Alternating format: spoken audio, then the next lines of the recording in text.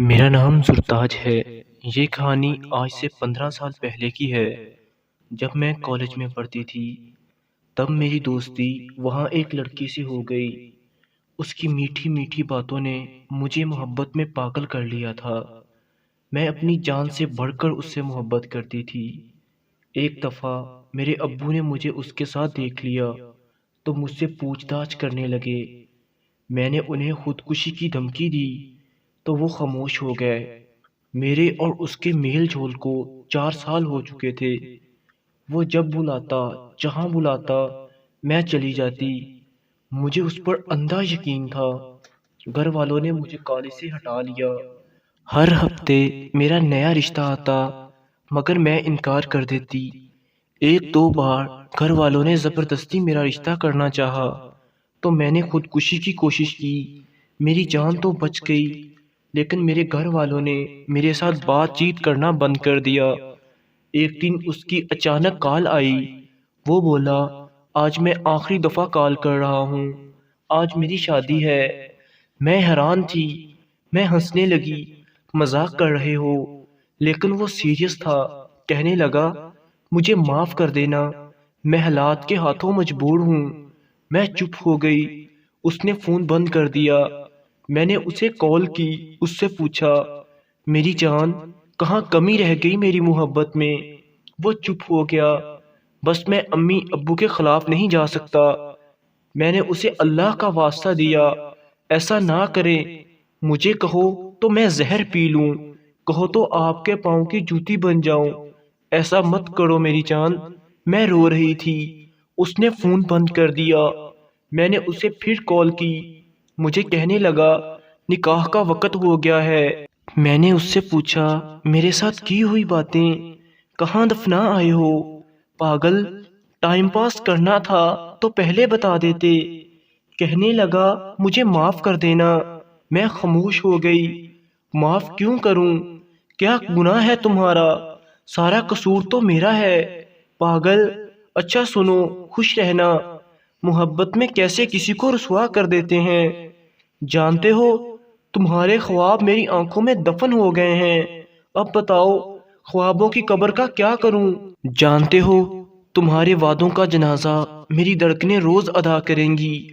میرے آنسو میری مسکراہٹوں کو کھا جائیں گے۔ میرا دامن طوائف کا دامن ہو جائے گا۔ تمہارا کیا گیا؟ میری جان دیکھو نا، میں تو ہار گئی ہوں۔ شاید اب میں اپنے شوہر سے بھی محبت نہ کر سکوں۔ کل کو میری گود میں بیٹی ہوگی تو کیسے اسے کہوں گی کہ پاک دامنی کیا ہوتی ہے؟ میں تو 7 سال تمہاری رکھیل بنی رہی نا۔ وہ خاموش تھا۔ کچھ دن پہلے اس نے نہ جانے کہاں سے میرا نمبر لیا۔ مجھے کال کی، رونے لگا۔ میں حیران تھی۔ کون؟ میرا نام لے کر بولا، مجھے معاف کر دو۔ میں نے پوچھا، کون ہو آپ؟ وہ تڑپ اٹھا، وہی بدبخت ہوں جس نے تم کو دھوکا دیا تھا۔ میں نے پوچھا، کال کیوں کی؟ روتے ہوئے بولا، میری 4 بیٹیاں ہیں اور میری بیوی نے مجھ سے طلاق لے لی ہے۔ وہ کسی کے عشق میں پاگل تھی، مجھے اور میری بیٹیوں کو چھوڑ گئی۔ میں نے پوچھا، تو میں کیا کروں؟ وہ چیخ چیخ کر رونے لگا، مجھے معاف کر دو، اللہ کے واسطے مجھے معاف کر دو، میں بھی ایک ماں ہوں۔ اب میں بھی رونے لگی۔ اس کی بے بسی سمجھ سکتی تھی۔ میں نے اسے حوصلہ دیا، اللہ آپ کی بیٹیوں کے نصیب اچھے کرے، اور ہاں، میں آپ سے محبت کرتی تھی اور محبت کرنے والے بد دعا نہیں دیا کرتے۔ اب دوبارہ مجھے کبھی کال نہ کرنا۔ میرا بیٹا اب 7 سال کا ہو گیا ہے۔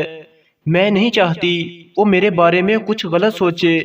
اللہ حافظ۔ اس نے میرا آخری دفعہ نام لیا۔ فون بند ہو گیا۔ مجھے آج بھی اس کے وعدے تڑپا دیتے ہیں۔ اس کے لیے دعا کرتی ہوں، اللہ اس کی بیٹیوں کے نصیب اچھے فرمائے۔ میرا پیغام ان سب مردوں کے لیے ہے جو کسی لڑکی کو ٹائم پاس سمجھ کر کھیل رہے ہیں۔ یاد رکھیں، اللہ سب کچھ دیکھ رہا ہے، سب کچھ، اور پھر مکافات عمل اس سے کون بچے گا؟ کسی لڑکی کو خواب دکھا کر اسے چھوڑ جانے والے اپنی مسکراتی ہوئی بہن کے چہرے کو ایک بار ضرور دیکھ لیں کیا ہو کوئی ایسی قیامت آپ کی بہن پر گزرے، یا کیا ہو کوئی اور قیامت آپ کی منتظر ہو۔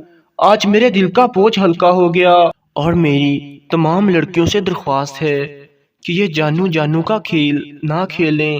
یہ نہ صرف آپ کی بلکہ آپ کے خاندان کی زندگی تباہ کر دے گا۔ شادی سے پہلے محبت صرف فریب، جھوٹ اور دھوکہ ہے۔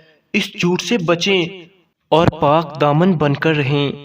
میری تمام دوستوں سے درخواست ہے کہ خدا را کسی ہوا کی بیٹی کی عزت تار تار نہ کریں۔